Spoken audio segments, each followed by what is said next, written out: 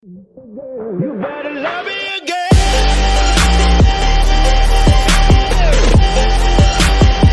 You better love me again.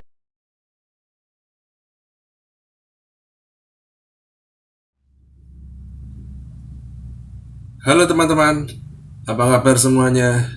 Semoga kabar Anda sekalian kabar baik ya. Amin ya rabbal alamin. Bertemu lagi dengan saya di channel YouTube Sabar GB, di mana merupakan salah satu channel penyandang disabilitas yang berisi tentang semua aktivitas dan kegiatan penyandang disabilitas, terutama kegiatan dan aktivitas saya sendiri. Baik teman-teman, kali ini saya akan mengajak Anda membahas singkat tentang kenapa kita tidak pernah merasa cukup. Ini salah satu sifat manusia yang legendaris ya teman-teman. Manusia selalu merasa tidak pernah cukup, selalu merasa kurang.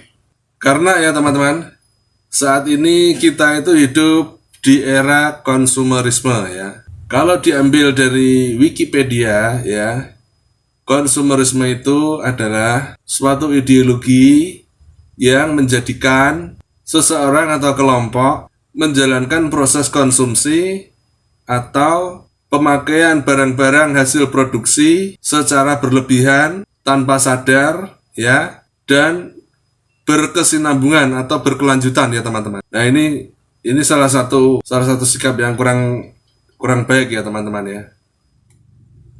Dan ini menjadikan kita menjadi lebih sulit untuk menganalisa diri kita sendiri ya. Sebenarnya seberapa sih batasnya, cukupnya kita tuh sampai mana itu. Nah ini bisa mengganggu karena adanya unsur rasa ingin pamer.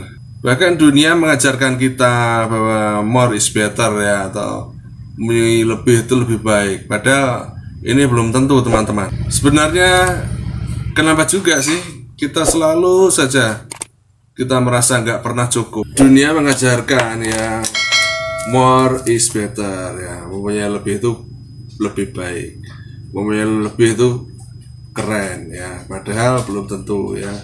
Itu karena hanya memicu kita untuk pamer-pamer ya teman-teman. Pamer dengan uang yang banyak kita bisa beli suatu barang, entah mobil, entah rumah, entah perhiasan, entah jam tangan, entah apapun itu, pokoknya bisa memicu kita untuk melakukan pamer atau show ke seluruh dunia kepada siapapun ya teman. Bahkan kita menjadi punya keinginan yang semakin hari semakin banyak. Daftar tunggu yang akan kita beli itu ada A, B, C, D, E dan seterusnya teman-teman. Bahkan kita menginginkan hal-hal yang sebenarnya tidak kita butuhkan teman-teman, tetapi itu masuk dalam daftar tunggu untuk yang kita beli. Ini tidak baik ya, dan bisa membuat hidup kita lebih boros. Pokoknya lebih banyak sisi negatifnya lah teman-teman. Kalau ada sesuatu ya teman-teman yang sekiranya susah kita dapatkan ya teman-teman, kita malah lebih konsen untuk mencarinya, lebih konsen untuk mendapatkannya. Jadi keinginan kita itu tidak bisa berhenti sampai pada titik-titik tertentu ya teman-teman. Ini menjadi repot dalam kehidupan kita sehari-hari teman-teman. Jangan sampai kita terjebak dalam kaum konsumerisme teman-teman ya. Jadi itu sebenarnya hanya kesenangan sesaat saja yang kita dapatkan ya teman-teman. Karena ada seorang filsuf ya teman-teman dari Yunani yang bernama Seneca. Itu dia pernah bilang seperti ini ya teman-teman, kalau nggak salah saya cuplik. If you don't regard what you have as enough, you will never be happy, even if you rule the entire world. Seperti ini ya teman-teman. Jadi kalau menurut Anda apa yang Anda punya sampai saat ini belum cukup, walaupun Anda diisi seluruh isi dunia ini untuk Anda sekalipun, Anda tidak akan pernah merasa cukup juga. Kurang lebih seperti itu ya teman-teman. Jadi cukup itu nggak pernah cukup untuk orang yang standar cukupnya terlalu tinggi ya. Ingat ya teman-teman, cukup itu nggak pernah cukup untuk orang yang standar cukupnya terlalu tinggi. Jadi kita ya penting sekali harus bisa menentukan batas cukupnya itu sampai seberapa, itu penting sekali ya. Anda dengan saya berbeda. Ini penting. Kita harus bisa mencari di mana batas kecukupan kita teman-teman. ya, agar kita tidak terjerumus ke hidup dengan cara konsumerisme. Karena saat kita bisa menentukan batas cukupnya hidup kita ini ya teman-teman, kita akan merasa lebih mudah untuk bersyukur teman-teman. Sungguh, hidup jadi rileks, hidup jadi tenang, ya, nyaman, tidak kemerungsung.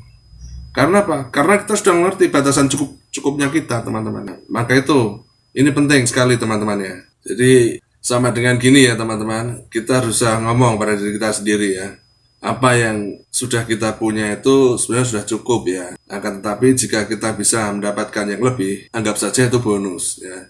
Sehingga hidup kita terasa lebih nyaman, tidak kemerungsung ya, tidak ngongso bahasa Jawanya. Saya yakin dengan pola pikir yang seperti ini, hidup kita pasti akan terasa nyaman. Walaupun ya tidak selalu bergelimang harta ya teman. Beda nih teman-teman kalau kita mengatakan kepada diri kita sendiri, saya akan merasa bahagia kalau saya memiliki rumah yang berlantai 3 gitu misalnya, atau saya akan merasa bahagia jika saya memiliki mobil lebih dari 5 unit. Nah, dan hal ini bisa membuat standar cukup kita terlalu tinggi teman-teman ya. Dan ini nggak bikin hidup nggak nyaman teman. Karena dengan begitu kita akan merasa tidak akan pernah cukup.